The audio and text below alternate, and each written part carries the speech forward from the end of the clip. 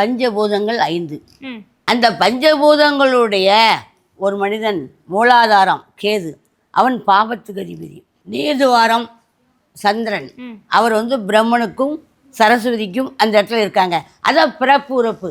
பிறக்க வைக்கிறது பிரம்மன், எழுதுறது சரஸ்வதி. தொப்புள் ஸ்தானத்தில் தான் நாபி கொடி.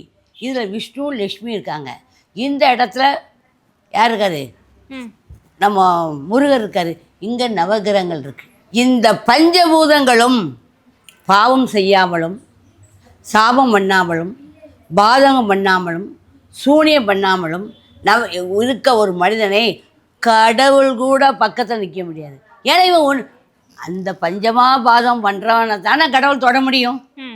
அவன் பாதமே பண்ணனா கடவுளுக்கு அவங்களுக்கு கடவுளை விட இவன் மேன்மையானான் ஆயிடலாம். கடவுளை விட பஞ்சமா பாதங்கள் பண்ணாதவன் மிக உண்மையான இறைவன் பூலோகத்தில்.